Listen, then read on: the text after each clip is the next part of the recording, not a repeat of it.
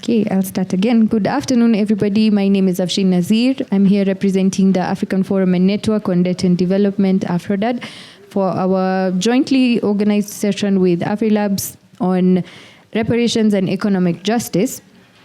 Today, I am joined by 4 panelists, but one will be sat at the tables because she needs the table to draw. So I'll start from my left. We have Grace Arena from the Tax Justice Network Africa. She is the Feminist Tax Initiative lead. Welcome, Grace. On my right here, we have Riva Jalipa from Amnesty International. She's a researcher and advisor at Amnesty International, and she's also a lawyer. And then to my further right is Mukasiri Sibanda, a son of Africa, very much inspired by Bob Marley, and a spoken word artist. Then sat over there is Lulu Kitolo. She's from Studio Njano. She's a visual artist, and she will be translating this session into visual art for us, which she'll come and discuss and show us. And it's incredible because she'll be doing it as we speak. All right, now that we are done with introductions, I'll first invite Mukasiri to start us off with a poem.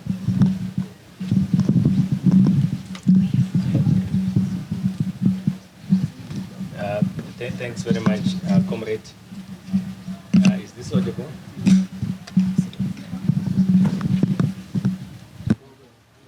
Hello?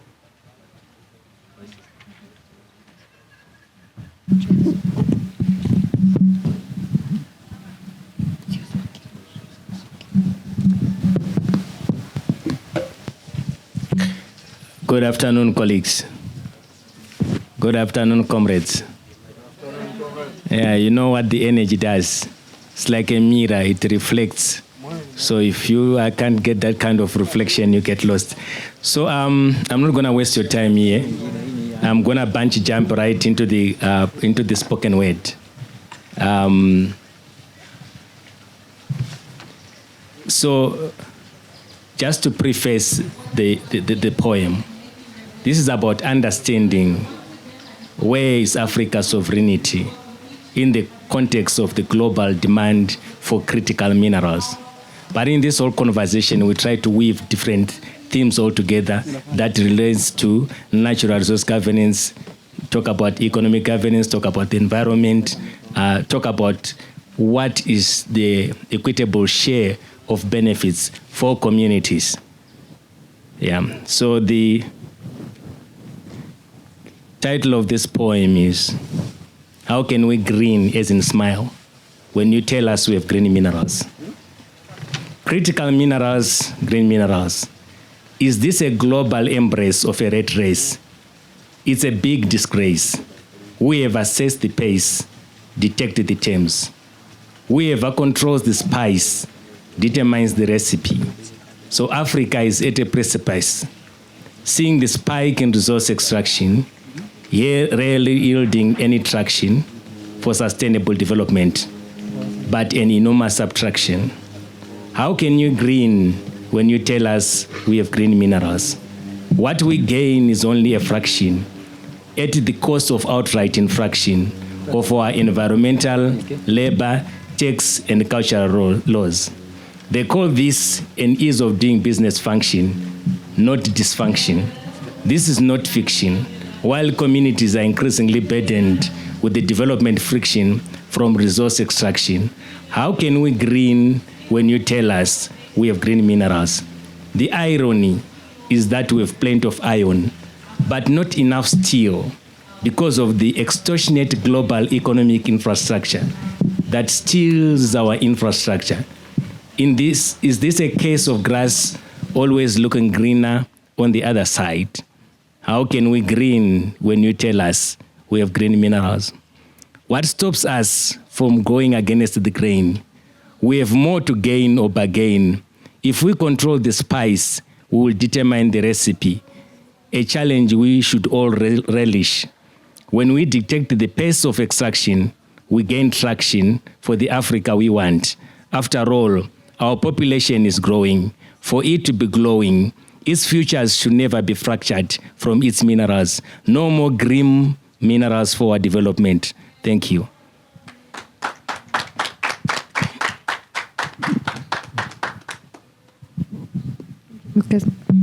Thank you, Mukasiri, for starting us off on really the point of extraction and exploitation. And before we get to the panelist interventions, I'll start by framing the session. And as the session, as you may have seen, is on reparations and economic justice, and this will go beyond just debt and tax. It will look at historical legacies and how they've shaped the structural fallacies that exist within the global financial system today. So the global financial system undoubtedly is shaped by the colonial legacies that were never intended to support development of African states. And these manifest through illicit financial flows, regressive taxation, a debt architecture that erodes fiscal sovereignty, and climate finance mechanisms that burden the global south. Now, the global financial architecture, we hear many times, is broken, but it's not broken. I've heard lately people saying it's not broken, it's actually working exactly as it was designed. It was never designed to benefit African countries.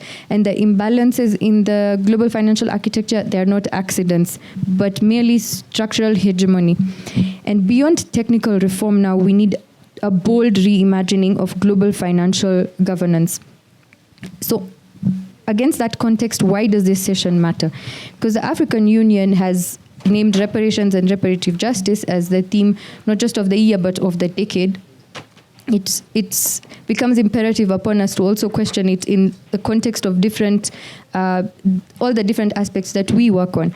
And in line with that theme, at AFRODAD, we also had our annual African Conference on Debt and Development with the theme of reparations this year. Now, this session will seek to move beyond technical analysis and confront the core issue, which is a global economic order that is built on extraction and exploitation, as Mukasiri has already set the scene for us with his poem. And all in all, reparations demands transformative economic redress that is grounded in justice, in dignity, and in sovereignty. So, I'll give you the flow of this session. We are going to have speaker interventions. We'll start with Riva, who's going to give us the human rights dimensions and also the legal dimensions when it comes to reparations. We'll move to Grace, who will give us the tax justice, global inequality, and structural changes when it comes to the tax architecture. And then we'll move to Mukasiri, who will talk about the role of art and spoken word in the debate. So after that, we'll move to the visual art that I mentioned to you. So Lulu will give us a reflection based on the visual art that she has created during the session, after which I'll invite you all so that we can have a collective dialogue on the issue. And that will be it before we do our closing reflections and final recommendations. So I hope that's clear. Without further ado, I'll start with Riva. Now, I'll make my question twofold to you, Riva. The first is that the reparations agenda is not new to the AU. It has been there since the 1960s, but it remains marginal in African economic policy spaces, despite how important it is to shaping Africa's current financial vulnerabilities, including debt. Why is this so? That's the first part. And then the second is how reparations claims can be effectively framed as a human rights issue and how they can be situated within international human rights law, particularly to demand the right to development, equality, and self-determination within the current global financial architecture. So over to you. You'll have about 7 minutes.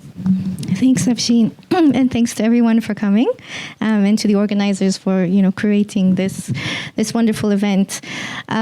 So, as to the question on why reparations are marginal in African economic policy spaces, I'd say it's not just in economic policy spaces.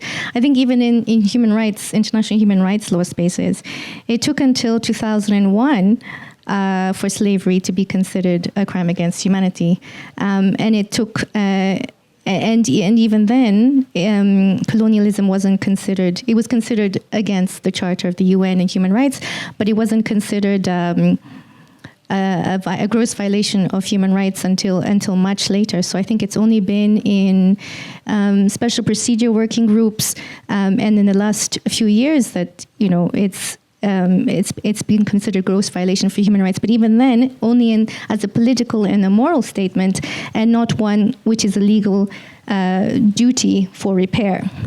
So to answer that question, it's not just an economic policy, it's also international human rights. And so that's just to say that there's a lot more work that needs to be done to center reparations in human rights language, in development spaces, in economic justice spaces as well. And then in terms of why might we have, as African states or newly independent states, not have recentered it. And for me, it brings us to the question of managing or doing the balancing act between political and economic sovereignty. So we saw this very blatantly in Haiti, where there was the threat of occupation, there was the threat of not just a threat, I mean, it happened, there was continuous interventions in Haiti, and there was an independence debt that had to be paid in order to be recognized as an independent state. So you had to forego a certain level of economic sovereignty in order to get political sovereignty. And I think the same happened in Africa as well, because you're tasked with implementing a new economic paradigm. You're tasked with Africanizing political leadership, jobs, addressing dispossession of land and people. Your priorities are not at that moment reparations. It's not to say that the question went away, but your priorities were different at the time, and you had to some extent balance that in order to I guess survive in the new world order that was post-colonialism. As to the question of how reparations can be framed as a human rights issue for the reform of the international financial architecture. We heard yesterday that it's not just about payments. So I just want to go through the different kinds of forms of reparations that have been spoken to a little bit. And the first is, I mean, it's generally the idea of repair. So if we try to take this and we look at reparations for slavery and colonialism, restitution is the idea of putting the victim back into the situation that they were pre-colonialism or pre-slavery. So if you dispossess them of lands, it's to return lands. The idea of compensation is to pay back what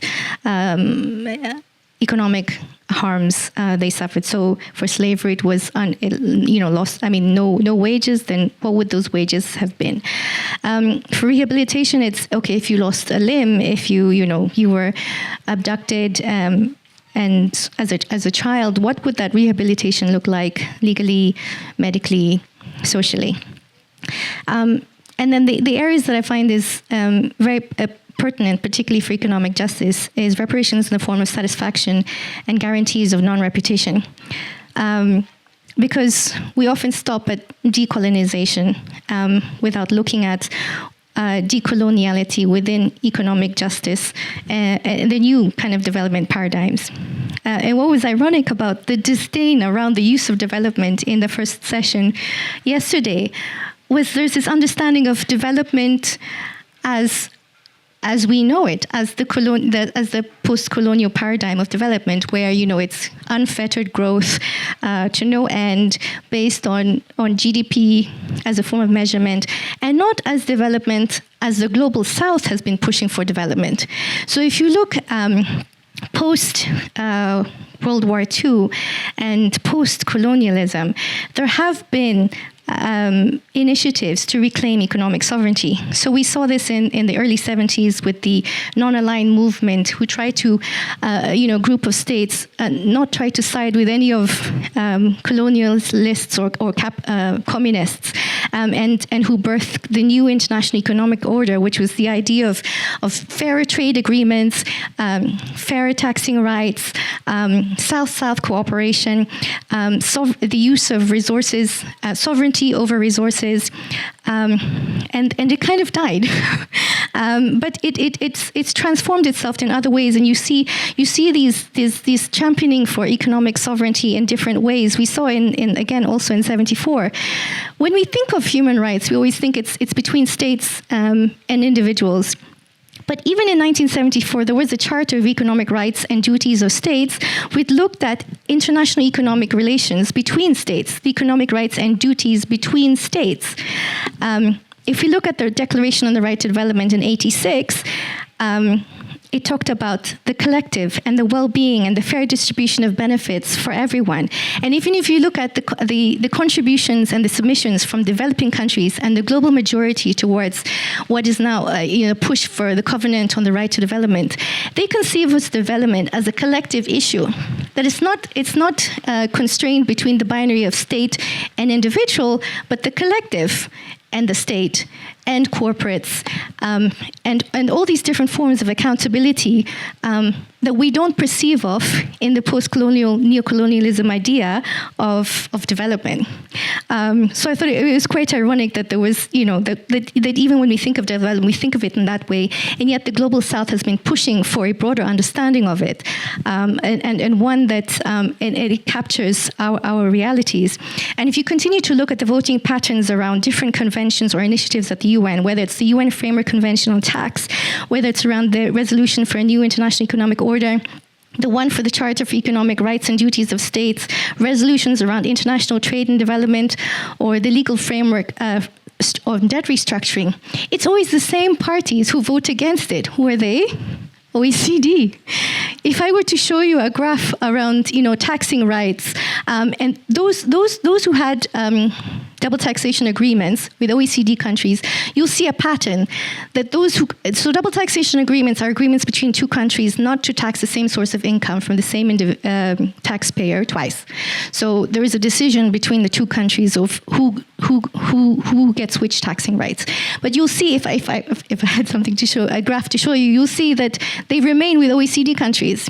If I were to show you a graph around free trade agreements, you'll see that those who really have free trade are mostly OECD countries. So it's the global north. So we see in all these spaces where we're trying to push for economic sovereignty, the global minority continues to maintain that. In terms of what reparations could look like, I'd say that we need to make use of the spaces that exist and also spaces that don't. The ones that exist, so the same UN that is problematic because things like the Security Council that continues to perpetuate violence in Gaza because of the veto vote of the US, can still be the same UN that can allow the Africa Group to table a resolution for a UN Framework Convention on Taxation, where taxation decisions don't rest with the OECD, but with the UN General Assembly. That same structure, in the same way, I think my colleague talked about international law being complicit, but also being facilitative for justice. That kind of structure can do that. So we need to make use of those spaces, but it doesn't mean that it needs to stop there. And it's very encouraging to see organizations like AFRODAD, or is it other organizations organize people's commissions of inquiry and people's tribunals to decide things outside of international law.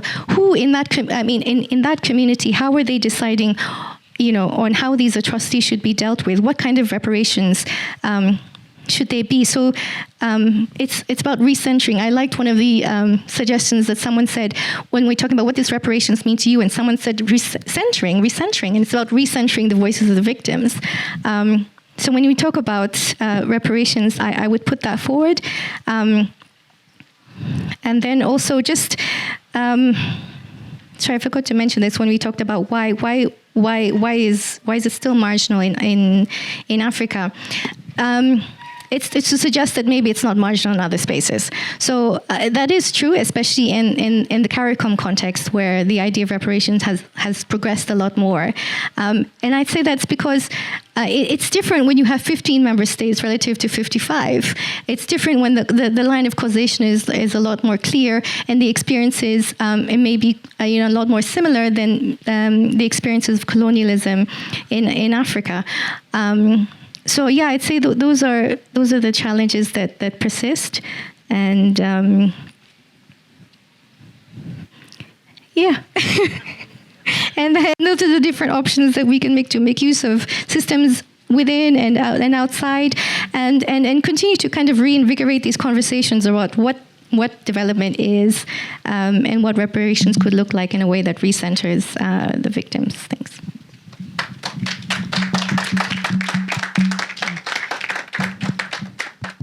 Thank you, Riva. A lot of great points to pick there, and I believe we'll circle back to some of these points. But I like that you've brought out the conflict between the political sovereignty and fiscal or economic sovereignty aspect, because that's essentially what we are trying to look at, reforming the global financial system in line with reparations so that we can attain economic sovereignty, not just political sovereignty.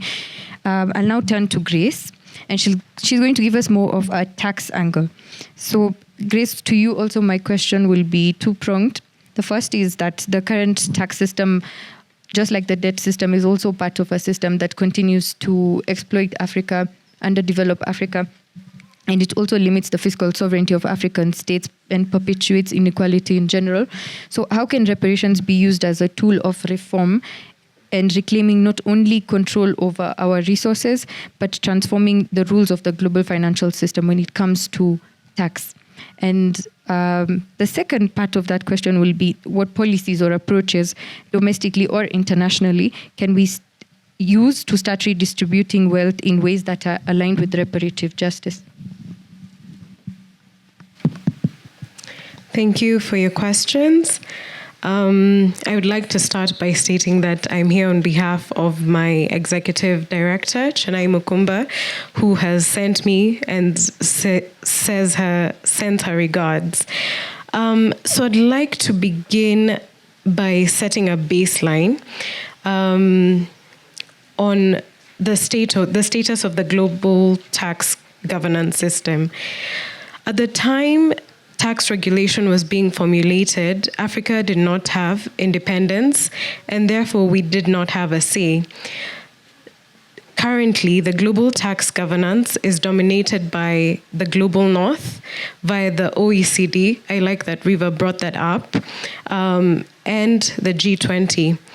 So since World War II, the OECD has taken a more prominent role in shaping global tax governance. It sets international tax standards and leads initiatives like the base erosion and profit shifting, that is the BEPS. The OECD, the G20, on the other hand, gives political legitimacy to the OECD, basically rubber stamping what the OECD does. An example is their support and their backing of the inclusive framework on base erosion and profit shifting. Despite being termed as inclusive, this framework did not involve a consultative process, nor did many countries were excluded from initial decision making. More recently, the OECD has led efforts to address tax challenges of the digital economy through a two-pillar approach. Pillar one, which reallocates taxing rights to market jurisdictions. This, however, does not relate with real economic activity in developing countries, and it is based on revenue thresholds that exclude smaller economies. Pillar one also excludes the extractive industry and financial services, which are major sources of revenue, particularly in Africa. Pillar two, on the other hand, introduces a global minimum tax of 15% on multinational entities to prevent profit shifting to low tax jurisdictions. As a result, experts argue that the OECD approach has failed miserably to deliver equitable outcomes and call for a more inclusive multilateral system. So, secondly, I would like to state that the neocolonial extraction of wealth with regards to tax occurs through illicit financial flows. So there are IFFs, which is illicit financial flows, occur in a tripartite manner, that is commercial, criminal, and through corruption. In Africa, despite being termed as the most corrupt region, commercial IFFs surpass criminal and corruption-related ones.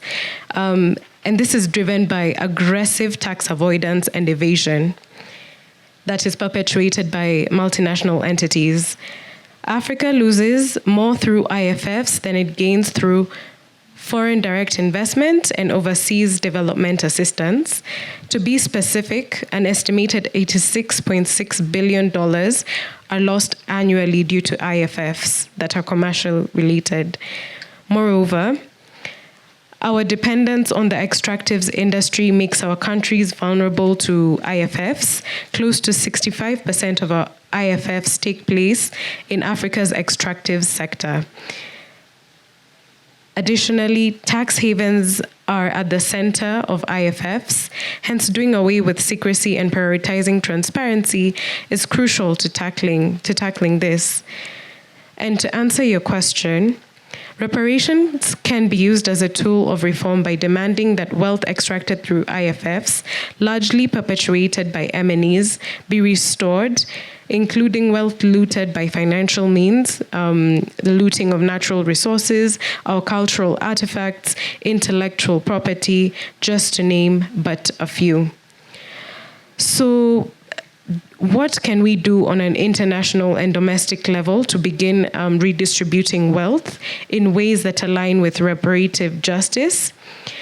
At the international level, following the Africa Group's proposal of the resolution to promote inclusive and effective international tax cooperation at the United Nations, which received broad support from UN member states and led to the approved of terms of reference, which laid the groundwork for a UN Framework Convention on International Tax Cooperation, with the primary aim of developing a global tax system that is inclusive, equitable, transparent, efficient, and effective. The convention addresses key issues such as equitable allocation of taxing rights, combating tax-related IFFs, and strengthening mutual assistance among tax authorities. The ongoing UN tax negotiations, including the upcoming November negotiations in Nairobi, that's from the 10th to the 19th of November, offer the rare opportunity to rectify historical wrongs where taxing rights have been imbalanced, affecting Africa and other global South countries. At this point, I won't go into the technicalities of the convention, but I'll state that African countries have several key priorities. I'll name four. First is the commitment on fair allocation of taxing rights and equitable taxation of multinational entities. The Africa Group and as well as civil society propose that this commitment be based on the following elements. Firstly, where real economic activity takes place and where revenue is generated. Secondly, a commitment on taxation of natural resources and extractives. This is one area that is rife with aggressive tax avoidance perpetrated by foreign MNEs. Thirdly, decision-making and institutional arrangement under the convention. The objective is universality, doing away with the veto power voting system, where global North countries have the ability to veto decisions that are made by the global South. As well as a commitment to sustainable development. The UN Tax Convention redistributes wealth in a way that is aligned with reparative justice. In stark contrast with the OECD, the tax convention is crucial to democratizing global tax rulemaking. It offers a more inclusive platform where all countries, especially those in the global south, have an equal footing. It promotes curbing IFFs through transparency and cooperation to combat tax evasion and profit shifting, which drain resources from developing countries, and centers human rights and equity as it is grounded in the principles of fairness and global solidarity, echoing the calls for reparative justice by addressing historical imbalances. Thank you.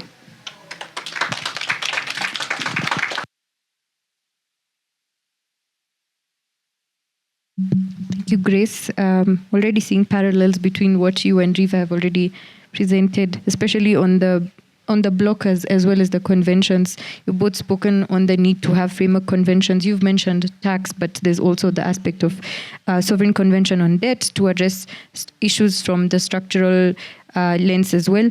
Then also the aspect of the global north being the blockers, because they are the beneficiaries of a system that has been designed to benefit the global north. Now, I'll move to Mukasiri now. And Mukasiri, to you, I'll ask for, in order to advance Africa's reparations agenda for not just a better international debt architecture or to disrupt the economic systems of oppression or to transform minds to think of an African-led system, how can art and spoken word be used for that?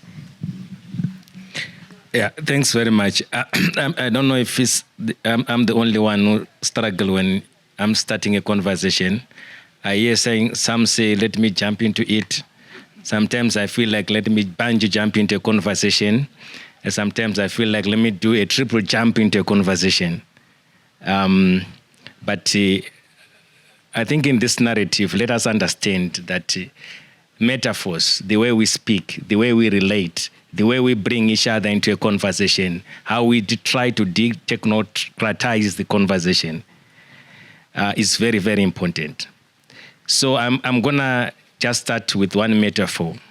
Like, for instance, if you are looking for a horse to ride, never make a mistake of ignoring a donkey. It's a very powerful message. Sometimes you may lose everything that you want, all in terms of trying to not being practical with what you have.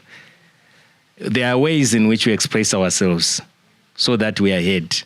I'm going to also give you this short analogy, because I have encountered this. When I started my, the career growth development is not an easy space. So, but you can also interpret it the way you want. That's why art is so powerful. This is very short. It's because skill, don't kill. A colleague at work says, I want to kill you. In my response, I gave him one condition. Add the capital letters S first. That way, it might not be necessary after all for you to kill me. What doesn't kill you makes you stronger, they say. I add, it skills you. Curiosity may kill a cat, but as people, it skills us. So you just use the power of words. You can share this, and someone said, oh, I can interpret this as artisanal small-scale mining, the informal sector. If you are talking about inclusive economic growth, you don't have to kill the sector because it's informal. You have to skill it. So it's a way of trying to make sure that people can reflect and share different narratives from what is being shared. That's what art does. It does not interpret things. It gives room for people to interpret. I'm going to share a short poem here so that we also get to grapple with what art can do in trying to demystify or to make simple some of the certain concepts. But before I share this short poem, I want also to share a very small story. I'm not sure if you all have heard about the story about the missing tent. That it was night, then some certain philosopher looked at the skies, now talking about cosmology, the stars, interpreting. And then somebody said, hey, my friend, this tent has been stolen. Sometimes we complicate things instead of a simple understanding of things. So I hope if I share again this small poem, it will serve also to illustrate the point that I'm trying to bring here. I'm not sure of you. I'm most in Africa. If you are driving at night, you know the habits of the habit of a rabbit in the daylight, and not in the headlights. Yeah. So, like rabbits in the headlights, so are the habits of our leaders. It was in the headlines with no red lines. Another mega mining deal inked. I tried to read between the lines. How will this deal linked with my community's development aspirations? Where is the end line? Like rabbits in the headlights, so are the habits of our leaders. With the daylight opportunities to repair the fences of development finance, they opt for defiance, always gaslighting, leaving our people in despair. Slowly, it sinks in. Our mineral wealth is our nature's lottery. Why should we be continue loitering along the path to the Africa we want? We have abundant clay, but many of our leaders act like clairvoyants. Pottery skills we need to nurture our nature's wealth. Only then the diversity of Africa's mineral wealth portfolio will cease to be the continent's source of adversity. I will not finish the poem. But the whole issue is about when you start to use metaphors, you break down some of the very complex technical things like the intent is missing. Instead of now trying to put everyone need to understand what is the study of stars. Anyone who knows? Yeah. So you put people through a pace of very technocratic conversation when the simple issue is about the intent which is missing. So that's why we have to entertain that. Then the other point which is very critical is also being direct. You understand? Being direct, being clear. When we are talking about justice, this is how we have to face justice as it is. When slavery was abolished, it is the slave owners who were compensated. In the case of Haiti, the slave owners had to compensate the slaves had to compensate the slave owners. Riva put it that. Fast forward to the narrative of end of colonialism. We still have, go to South Africa, no land. They can't have their land back. Go to Zimbabwe, we have signed an agreement that we should compensate the white farmers for taking back their land. So that's the kind of justice that you are grappling with. Talk now about climate change. It's the same narrative, that those that have amassed wealth by polluting the environment are the ones that are passing on the costs to those that have got nothing to do with it. But when you are talking about you don't like a bit about the bush. You say things direct as they are. That's one powerful way of art. You don't have ways to hide. You use life, you use experiences, you need stories. So to conclude on that, I want to start by saying let me go technocratic and then try to simplify things. By end of 31 December 2024, the global market for derivative assets, it was over $1 quadrillion. When we are talking about derivative assets, we are talking about markets, we are talking about your mirror assets. Gold alone is an example.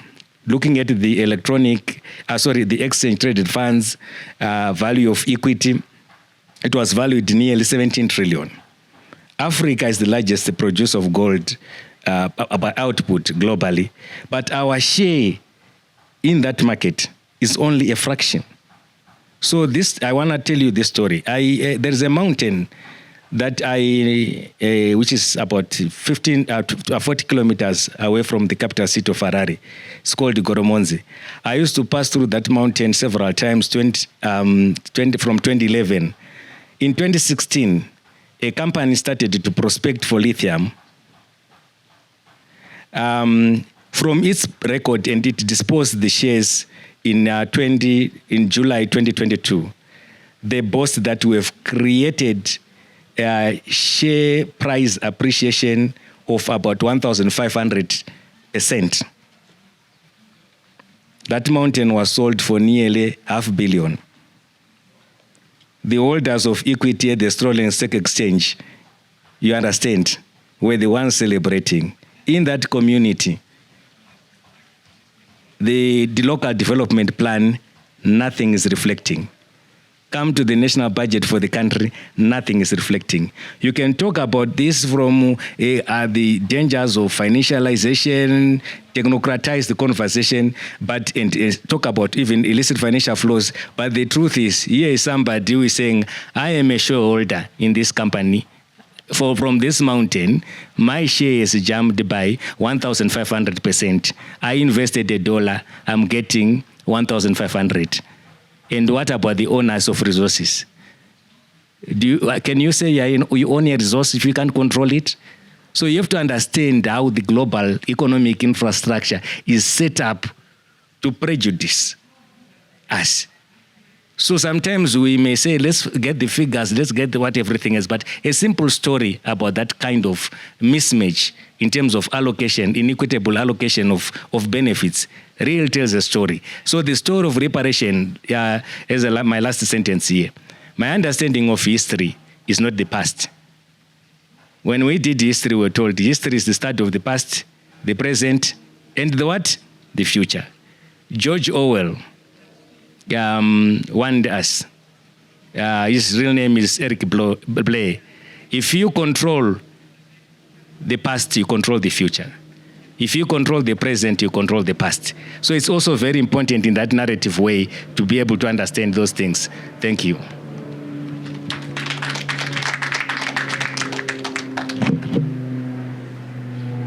A lot of great points coming out from that intervention as well. And what I'm getting is language and framing is key. That and art and spoken word play a key role in that. I especially think about what you said about curiosity kills a cat, but skills a human. So these kind of metaphors, they really stick with the ordinary people, and the aspect of being direct, being clear, because it's a matter of justice. And so the people who are affected will be able to understand the issues. I thought that was very powerful from your end. And now so I have some good news for us. It's that we have some extra time to finish this panel. So we'll be ending at 3:45, which means we'll have a lot of time for collective dialogue. But before we move into collective dialogue, I'll invite Lulu to showcase her art for us from this session. Will you be presenting? Oh, okay, that's fine. As Lulu connects her art to the presentation screen here, we can start by taking interventions and questions, and then I'll come back to the panel for, actually, because we have some extra time, as you've done your questions and interventions, I'll also invite the panel to talk to us about how is it time for a global reparations movement, and how Africa can lead it as CSOs, as creatives, as policymakers, as citizens. So that's something for us to think about in the second round, and also what reparations could look like. I know Riva touched on this, but also to hear from Grace and Mukasiri as well. So as we move to the second round, where the panelists will be discussing those questions, I'll invite the audience for your reflections, your questions. So it's open floor. Okay, we have the lady here in blue. Thanks very much. I'm Nora Bagathi with Katiba Institute, and thanks for these presentations and the thoughts. I was interested, and maybe this touches slightly actually then on the question that you said would be discussed in the second half.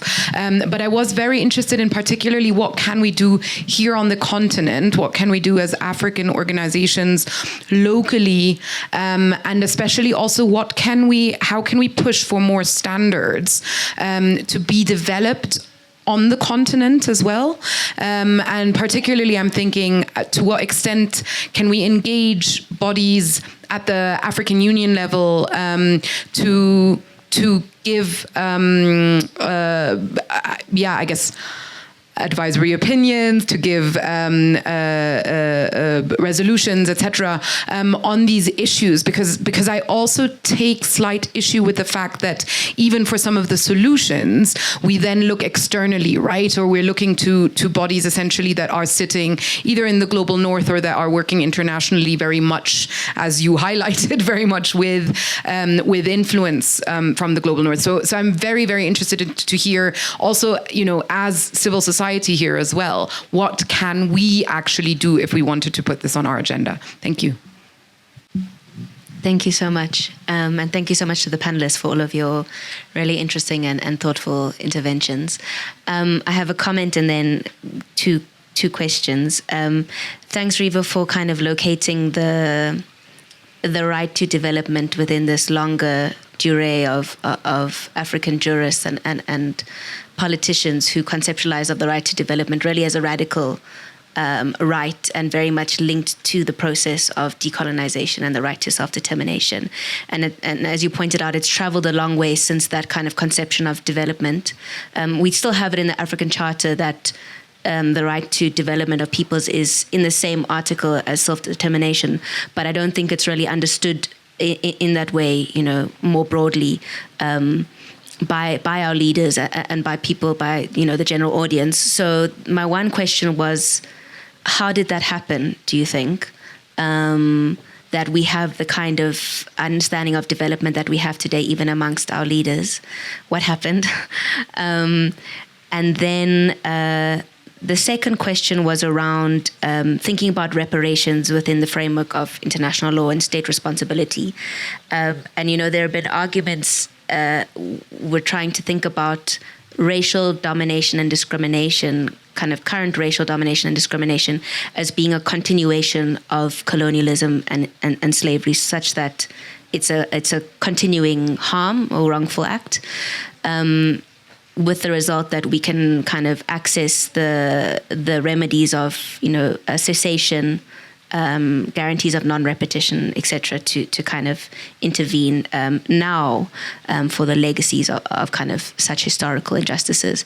And I wonder if you think that it's possible to understand the current international financial architecture as itself also being a continuing harm, or like a continuing kind of conduct of colonialism, and what are the like specific manifestations of colonial legacies in the international financial architecture today? Thank you. Thank you very much. Anyone else with a question or reflection at the moment? We have the gentleman here. Thank you very much to the panelists. Very, very interesting. 2 quick questions. So the first one, and this is based on something that, Riva, you said, we need to continue to have discussions on what development is. So the assumption was that there was a time when there was a different conception of development than the one that we have currently. So perhaps you can just trace it to us how sort of the shift happens, that now we have a very limited conception of development, maybe mostly restricted to the growth of GDP. And what you see is what are the spaces that we need to have in order to have these discussions of what development is, and maybe even what development is from a global South perspective. What is your conception of development? That will be interesting. And then the second is also linked to the interventions that have focused on the UN Tax Convention. And so I am a lawyer myself, so I know the importance of law. But I also recognize that law is just one of the instruments of attaining policy objectives. And it's not the only one, and it's oftentimes not the most efficient one. Maybe just because you would need maybe even 20, 30 years to negotiate an international treaty, and then it takes another 20, 30 years before it sort of comes into effect, because the countries that maybe you need, the countries that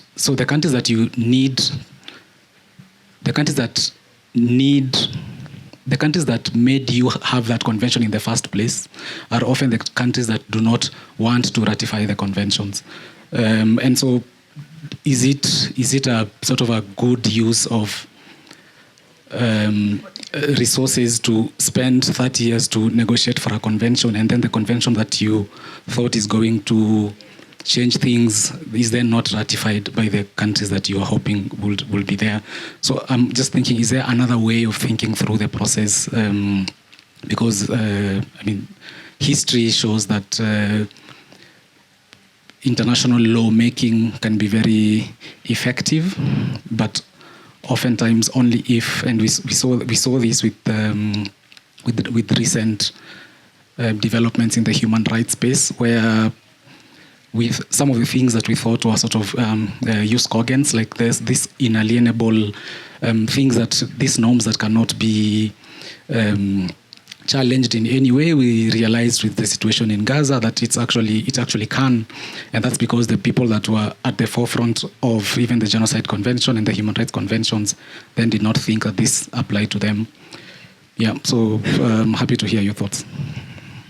Okay, mine is a quick one, a reaction to his question. So when you talk about alternatives when it comes to taxation, you have to appreciate that the law plays a key role when it comes to taxation. Really, there's no taxation without law, right? I can't wake up one day as a government or as a multinational entity and say you have to pay tax at a certain amount. So we really, as we think about alternatives, appreciating the challenges that comes with enforcement of taxation rights and international law generally, we need to appreciate that law plays a key role when it comes to taxation. Yeah. Hello, everyone. Thank you. That was really amazing. My question is about the future, as the comrade mentioned. We also need to look into the future. In economic system that is based on capital accumulation and basically exploitation of resources and people, especially from the Western countries to the global South or global majority, what kind of reparatory justice can African countries get in a system that is basically a capitalist system, and how difficult it is since the fall of the Berlin Wall to advocate nationally for more socialist policies and the role of the states in the economy, including kind of organization of states together at the region level. So just imagining reparation within the capitalist system for the continent, what would it would look like? Thank you. I just want to check if we are good with the we are good with the visual art. So I'll hand over to Lulu before I give the floor to the panelists to answer the questions. So you want to use mine? Yes, sure. Thank you. Hello, everybody. So this is work in progress as the conversation continues. So just, I'll begin with how Afshin began the session, just talking about how the global financial architecture is not broken. It's working as designed and looking at what part of that design is. So, with the illicit financial flows from the South, I've used Africa as a representative since we are here. I think it was Grace who spoke about how the commercial is the largest portion, and then we have corruption, we have criminal, illicit financial flows as well. And then from Riva's section, where we're talking about how conversations about reparations are not included in global policy forums. And then she took us through the different forms of reparation. There's compensation, financial, but then there's rehabilitation, there's satisfaction and guarantees. And then the point around, view or defining reparations as recentering the voices of the victims.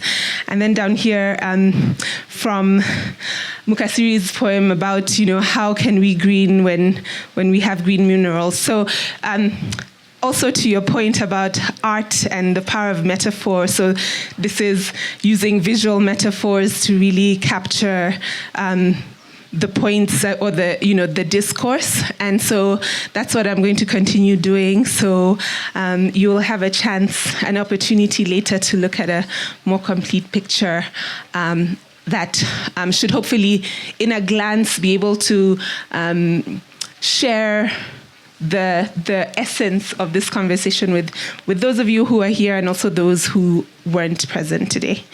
Yeah. Thank you.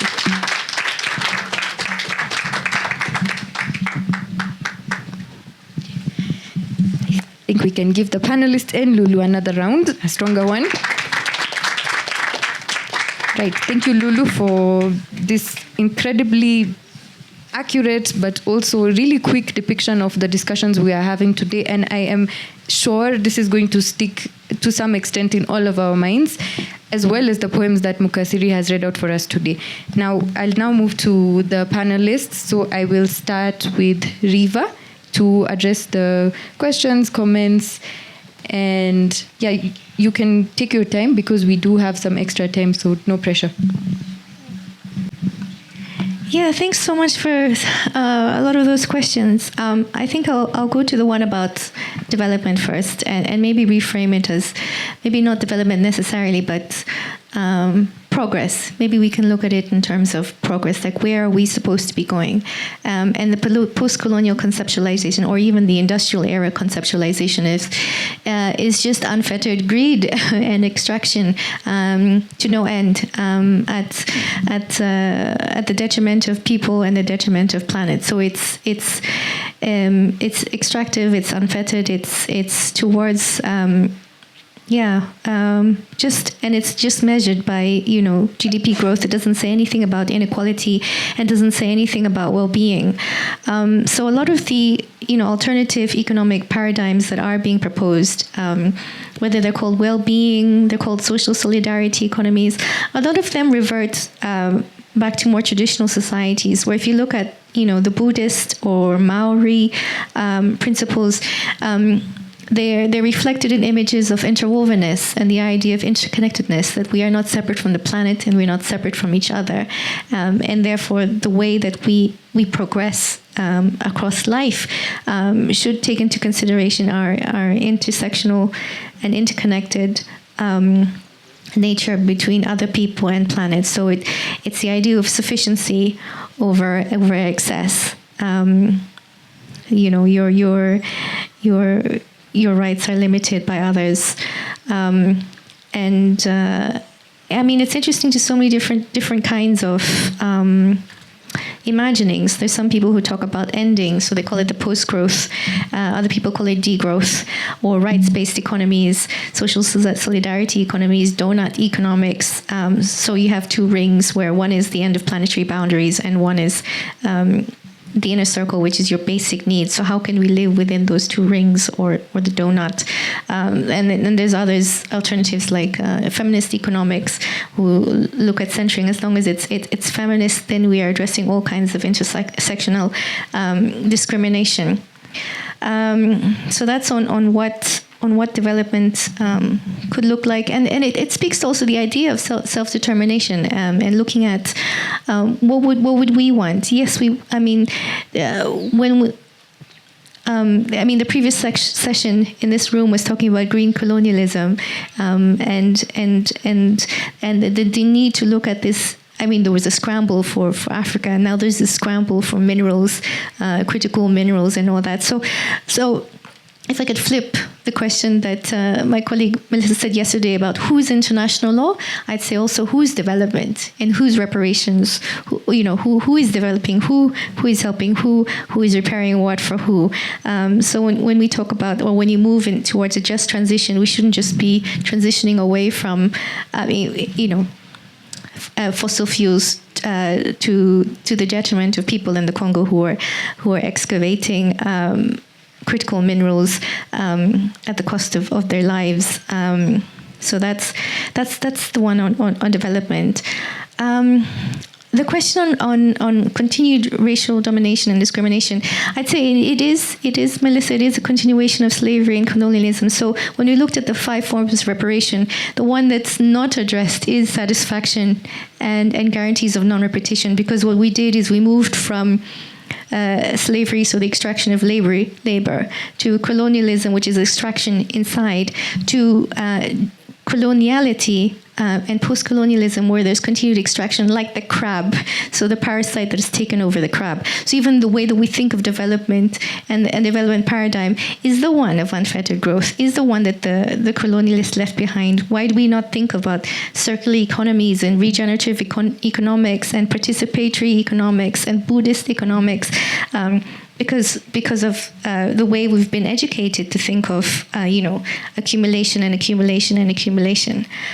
So if we are to change that, it begins with understanding what is enough, and what are we. From our education system, are we educating the next generations for not just the future, the present that is, which is far removed from the education system that prepared us for the industrial age, but the future that will be. So there were sessions on AI the other day about that being replicating the inequalities online. How are we educating the next generation to confront those? And then I like the question around, should we spend 30 years on a convention and we're not sure that we'll deliver? And the lady there said, well, we need to begin with law, right? And sometimes law creates realities, and in economics we call it externalities, so unintended effects. And sometimes it's the other way around. So certain realities confront us to address and to regulate. And it's difficult in economic justice because there's not one size fit all in all kinds of, not just development, but governance. But in each one of them, the question should always be, because there's so many levels of, capitalism. You can have, a capitalist country that's very socialist. It's, there's different. It's a spectrum. But at the end of the day, I think the question should always be: is it benefiting the worst off, the person with a disability or the woman or the most marginalized? Is what we're doing when we sell state-owned enterprises, or we impose debts that are higher for certain countries than, in other words, who are at less risk. When we decide on certain agreements, trade agreements, and we give companies more rights than we do individuals, living human individuals. If we add that question, is it serving people? Is it serving planet? Then that should help us really address any kind of economic justice that we're currently dealing with. Thanks.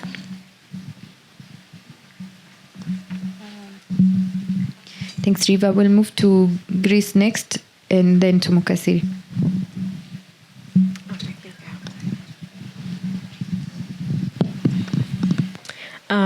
Thank you all for all your questions. I did not capture all of them, but for those that I did, I hope I answer all your questions comprehensively. So I would like to begin with the lady from the Katiba Institute. And the question on what can we do here on the continent, right?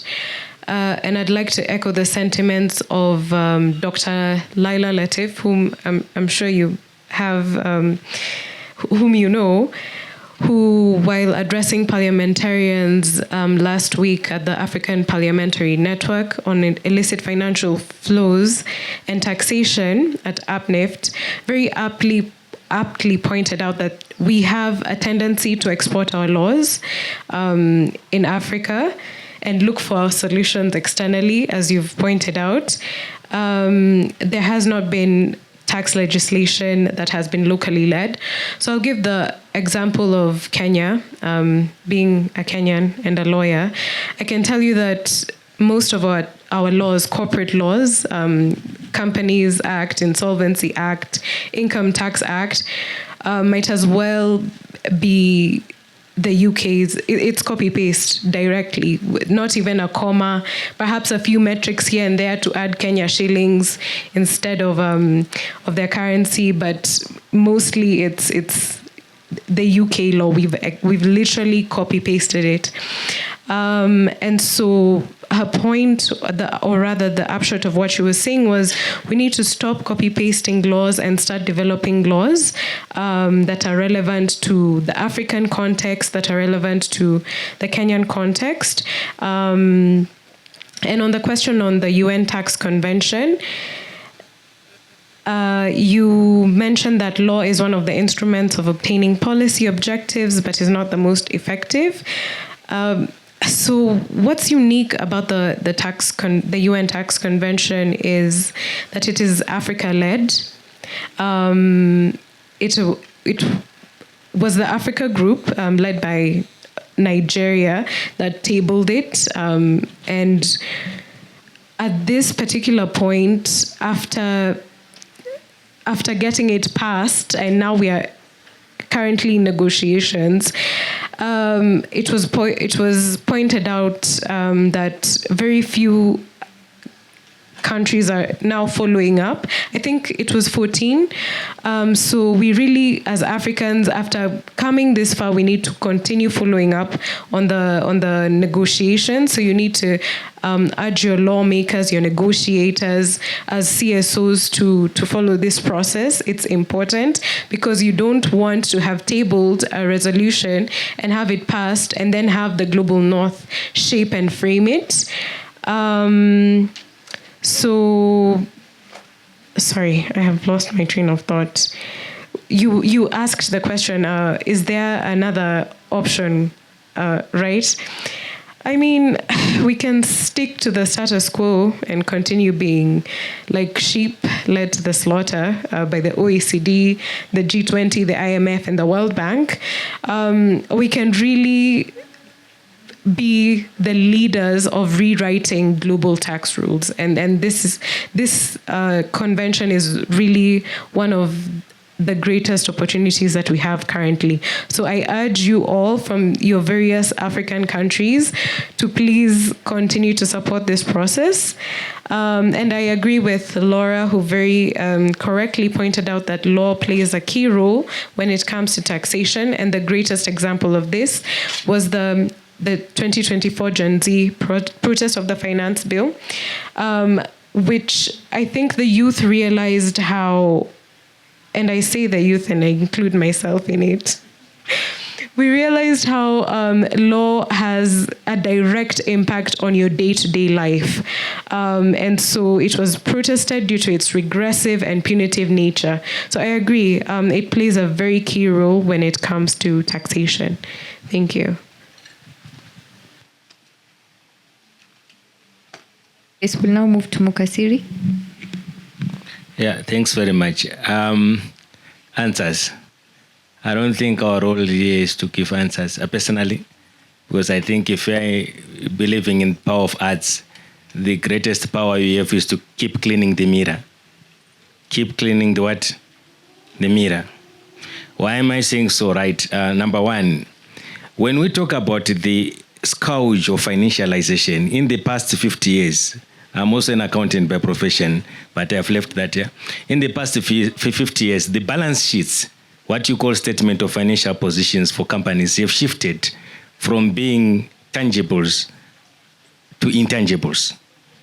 So what does it mean? You are a farmer, you grow cotton. You want more, less value add, do ginning, produce cloth. You want more, go produce a t-shirt. You understand? That t-shirt will probably cost about $10 for argument's sake. But look what capitalism does. For branding, Under Armour, Nike, so forth, it's now $50. So the value is no longer in the physical things. When you say Africa is resource rich, I look at myself and say, oh, are you aware that money is no longer in what we see? If we conceptualize what money is. So that's why it is important to keep cleaning the mirror. If you say you want to value add, the money is not in value. Australia right now with their critical minerals, they are clear. When we say whoever controls the spice controls the recipe, whoever dictates the pace determines the terms. They are clear if they don't have the intellectual property rights to processing of the rare earth minerals. You can bring all the investment, but in the end, the benefits will be scooped by somebody who holds an intangible asset. So I want us to have a clear understanding. When we talk about reparations from a historical perspective, the past, the present, and the future, that up to now, there are things that are happening that we should be focusing on. The second dimension I want to bring to this conversation is Botswana. Their currency is called Pula. By value, it's one of the most valuable currencies in Africa. It's named after Botswana's most precious natural resource. Botswana happens to be the global lead in terms of value for producing diamonds. But the Pula is named after rain. You understand? Sometimes there's no price you can put. The lenses to value when we are talking about reparations, you have to apply different lenses. There's no way you can calculate this in monetary terms. Because what rain does is If it rains, you see life. Trees suddenly that you have shed there, that looks dead. They start to bloom. Grass, everything, the sound of many creatures that starts to insects and so forth. Everything brings life. So we cannot substitute those issues. We need also to understand that. But also, let me also end in trying to quickly share what I think we can also, within this context, do. The first one, when we talk about history, like I said, the past, the present, taxation, when it was introduced in South Africa, and the Mbambata Rebellion, it was a colonial tool. That you guys are living peacefully, you understand? So how do we make this dispossess people from their wealth and force them to work so that they get money to pay tax? Not money in their own currency, but money that has been brought to them. So how taxation was introduced? It was introduced as a tool of oppression. When we say tax is sustainable, I link that sustainability to the Bible. When Jesus was asked the question, is it lawful for us to pay tribute to Caesar? And what was Jesus' question? Render to Caesar what belongs to Caesar. Don't ask me questions about the politics. That's where the sustainability comes. Somebody can eat the money, chop the money in government. You have evidence from the auditors generals, how the money is being abused and everything. But you cannot stand before the courts and say, I did not pay tax because those that I'm paying tax to are going to abuse my tax. For me, sustainability. But when we frame it in capital terms, we say sustainability is a government of revenue, whatever.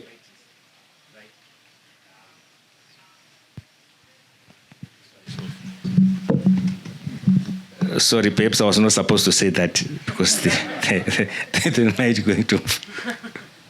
You get what I'm trying to say? Sometimes it's important that we also reconceptualize, reimagine better, fairer understanding. You see, I look at I know the Chinese model, people talk about it, but let me bring into fray Indonesia as an example. I think very soon they'll be sought to be the fifth or fourth largest economy. Their GDP growth is anchored on state equity participation, state-owned enterprises, as an example. You understand? So I'm bringing these things to, comrade, I didn't catch your name, your last question.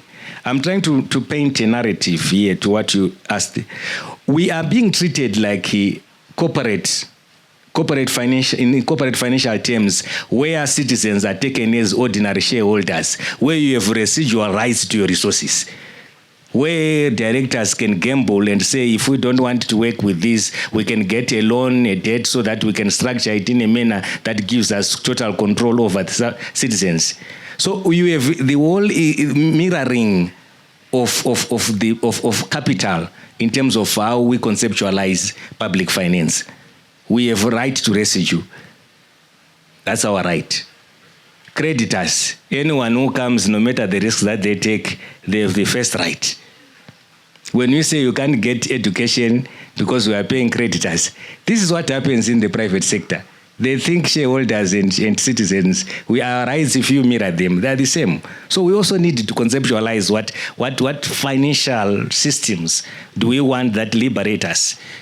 So that becomes also very, very, very very critical. So the last point is about sometimes hit people where it hurt the most. We can talk about intangibles, we can talk about whatever we want, but the question is simple. You guys, you are in Africa. Can you tell us how many people of African descent that own land in Netherlands, that own land in the UK? You understand? Yeah. So in Shona we say mtonge government anise. I'll write about this so that I will not waste your time. Sometimes let's go back to where we were if we are having an argument. You understand? Okay, you are African. You are what? You are African descent. You are European descent. Okay, fine. Right. So you have 10,000 hectares here, my friend. What does it mean? Back and go. I mean, it's simple, but we can't say that because we are all greedy. We've been put in a system where we want to be funded, board planes, be in fancy hotels, talk about a problem.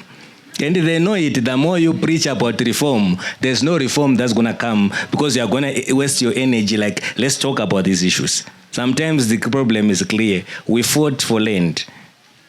And the land is the economy. And they know that. Sometimes that's a simple equation for me.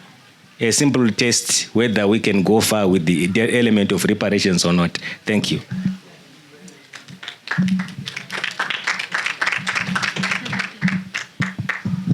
Powerful reflection once again. We do have time for our second round of questions and reflections, so I'll open it up to the audience. If you feel like your question was not answered or you have a reflection, now is the time. Oh, there's a question there. Good evening, good afternoon, everyone. My name is Godfrey Sang. I've worked a lot in this business of financial flows from the continent that finds its way in Europe, issues of agro-colonialism, neo-colonialism, economic colonialism, and the continued exploitation of African resources, especially from the global north. My prime example is how tea at the farm gate goes for 2 US cents, and at the supermarket at Sainsbury's or Asda in the UK goes for £24. And you wonder what all this is all about. And in my research, discovered a very, very interesting term called transfer pricing. And so what basically happens is that the brand that sells tea in London actually is owned in a tax haven with a percentage of revenue, sometimes 40, 50%. So say Lipton tea is domiciled in Switzerland and they have a 40 or 50% revenue arrangement with that company. So when the brand is on the shelf in the supermarket in the UK, the brand actually is owned and domiciled in Switzerland. So the tea that's exported from Nandi, my county, which goes through the stock exchange, the auction in Mombasa at a fixed rate of $2.20. Somehow it has remained at $2.20 since 1997. While the dollar in the same period has depreciated 40%. So basically Nandi farmers are, or Kericho or whatever, any tea farmer is selling tea at a discounted $1.50, even before it leaves his farm going to the factory. Anyway, more about that. So what happens here is that the tea is then sold at the auction in Mombasa, but then it's already in the high seas, the bill of lading changes so that it now becomes a product of Switzerland. And so the brand that goes to the UK shelf and from the tax haven in Switzerland or whatever arrangement that they have there ends up costing the buyer at the supermarket up to 10 or 15 pounds per kilogram. None of which benefits the producer of that resource. I'm just using one commodity to illustrate this thing. Now, all of this also doesn't benefit the British government because of these tax arrangements and the concealment that comes with transfer pricing. Now, we cannot end poverty as we know it with this kind of arrangement. I'm just talking about one commodity. The same is replicated on coffee, cocoa, gold, everything. Any commodity that comes from Africa is certainly subjected to transfer pricing, and there's an arrangement that does not. By the way, even M-Pesa, I know I'm so shocked that Vodafone actually has a 32.5% revenue arrangement with every time you send an M-Pesa and it costs you 7 shillings, say that's sending something more than 100 shillings. 32.5% of that goes to Vodafone. Do you know how? The brand is owned in a tax haven somewhere, and that money doesn't even go to the Kenya Revenue Authority. Same thing with Google. If you do anything on Google, I mean, a lot of you probably are beyond 200 MB and are paying 380 shillings for your Gmail service. Same story. Yeah? Same story. You know, everything is so skewed against the African. Everything. You know, the more you discover these things, the more painful you feel. So I don't know if there's anyone here from Oxfam. Oxfam tries to end poverty, you know, globally, and I tell them, you know, it's a lost cause. There's no way you will end poverty as things stand now. You know, the way the same thing. Okay, let me go back to the tea again to still make my point, and I'm just indulging your patience. I'm sorry for taking a little bit longer than I should. Now, when you go to Starbucks in the UK, there's something called chai latte. Chai latte uses 5 grams. 5 grams of CTC black tea from my Chemomi factory in Nandi. 5 grams. Meaning that 1 kilogram of CTC black tea makes 200 grams of, 200 cups of chai latte from Starbucks. Now, a very interesting thing is that 1 cup costs £3.99. It's about $5. So that says 1 kilogram. 1 kilogram is $1,000. $1,000. Just multiply, do the multipliers. Now that $1,000, which is 129,000 shillings, I, as a farmer, only got 2 US cents. 2. Okay? At the farm gate. Now, the disparity between these and the down market and the up market prices is so wide. I mean, Museveni was talking about coffee in Uganda. I mean, coffee in Uganda is earning 6%. Italians are making 80% of the price of Uganda coffee. The moment it leaves the farm gate at Uganda, goes through Kenya by messing up our roads here, gets to Mombasa, goes to... Italians are making a kill out of it. Now, the funny thing is that even the Italian government doesn't get that money anyway, because it goes to a tax haven somewhere, that arrangement of transfer pricing. My point is this. If the Kenyan farmer even earned 10%, just 10% of the upmarket price, I think we'd end poverty as we know it. Because there are 90,000 farmers, 89,000 farmers from my county, Nandi.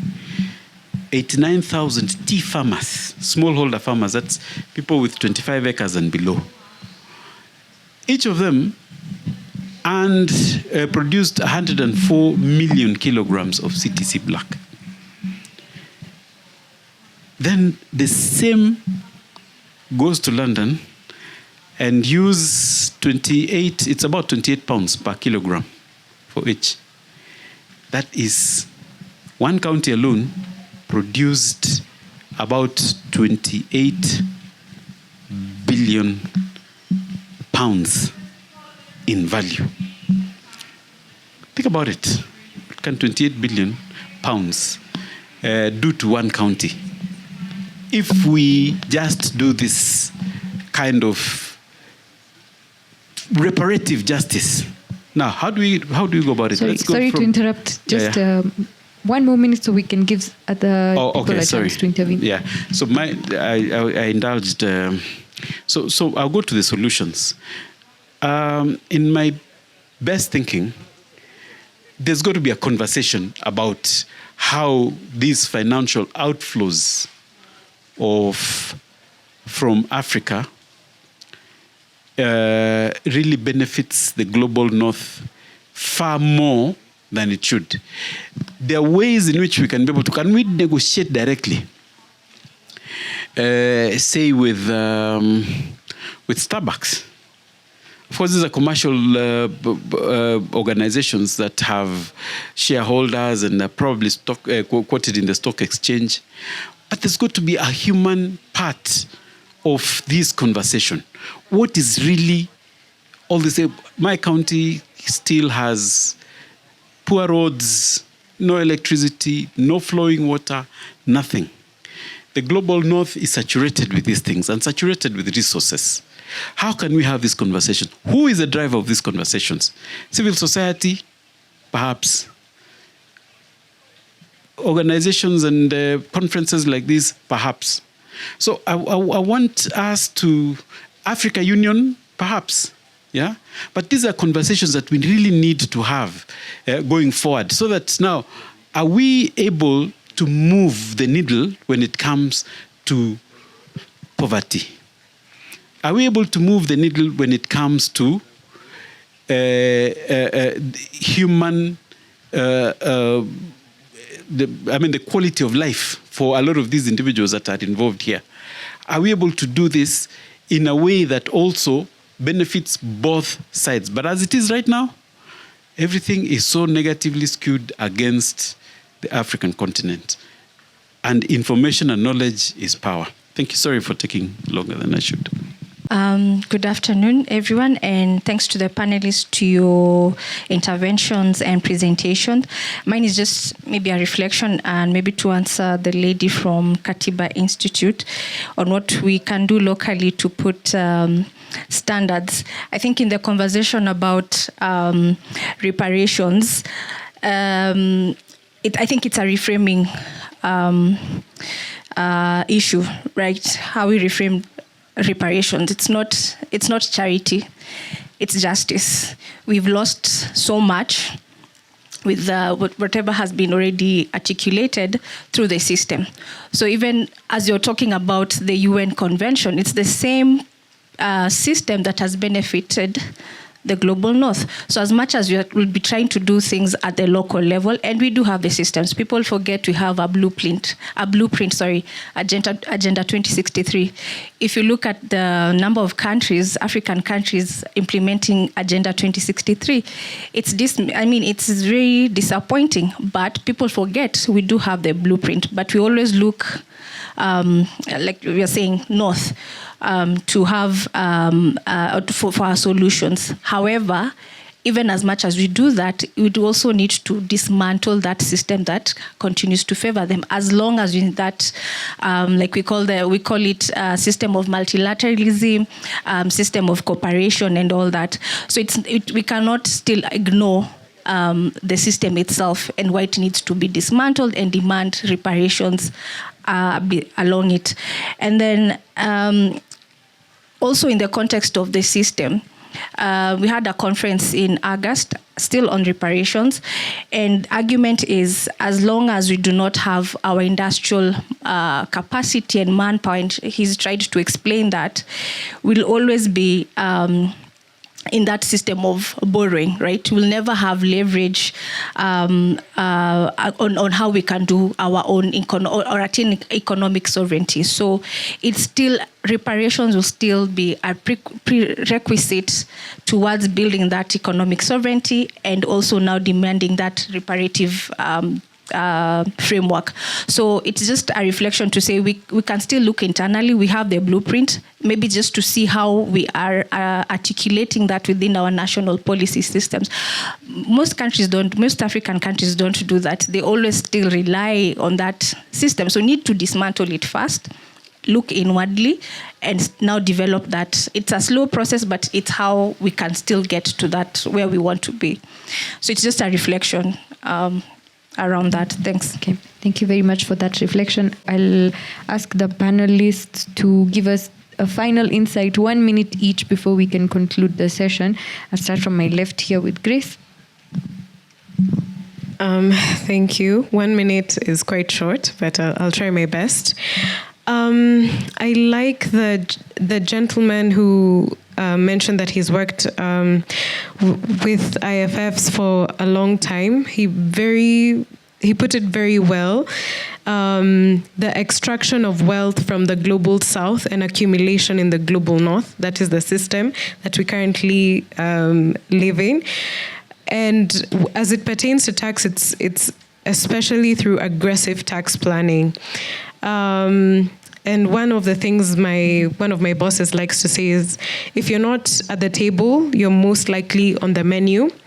So this system, as I've said, was built to extract wealth. And these institutions constantly and continue to undermine our efforts to change the status quo.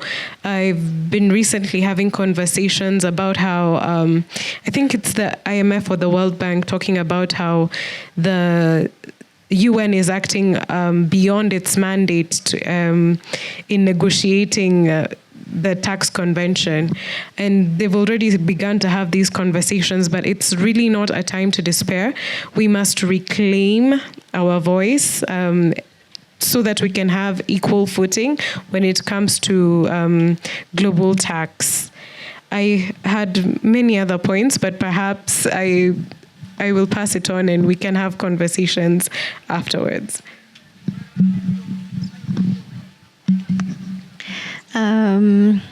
I'm going to conclude with 4 quotes, since Mukasiri has inspired us to be poetic and to use analogies and metaphors, but they all speak to reimagining our own solutions. The first is, by Nina Simone, who's often attributed to the phrase, "The people that built their heaven on your land are telling you yours is in the sky."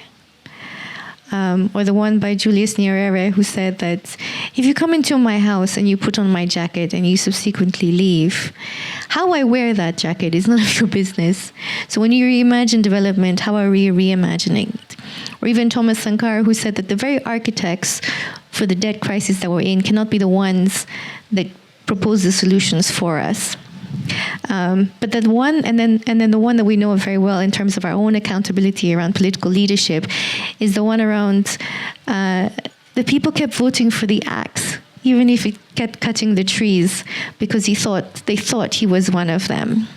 And this is very, very salient, especially in the Kenyan context, where we vote not based on ideology, but on who our people are. So just those quotes to remember, like, the solutions will come from us, however way it is that we find them, whichever form, inside or outside, whatever systems that there are.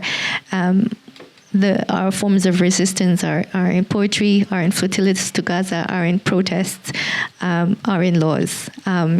All forms of resistance are necessary. Thank you. Yeah, thanks very much. So the first one is a quick question. Why does the US and other countries invest so much in military power? So you can talk this about finance, this and that, economics, rise. The reason why is subjugation. We are following this because we do not have power. So you can say, give us 10%, give us this. We are begging for it. Because in the end, you look at what happened to Saddam, look at what happened to Gaddafi. I want to say Gaddafi. Look at what happened to Zimbabwe when they say, let's save our land. They will say, you are taking it violently. When they took it peacefully. You need to understand, it's a power game. We are here, perhaps, tiptoeing around the real center of issue. The issue is about military power. That's one. Then I know time is limited. Let me not go any further. Thank you.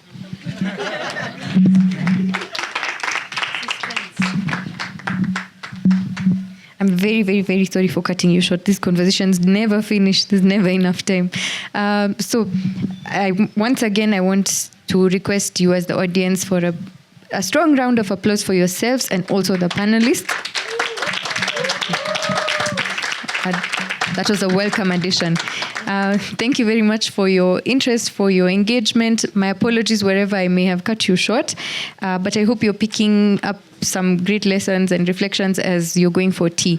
To things before we leave. Number one, we will post Lulu's visual art on our social media. So you can check out AFRODAD social media on LinkedIn, on X, on Instagram, the whole social media universe, to see what the final art piece looks like. Second thing is that tea is served and your next session begins at 4. Thank you very much.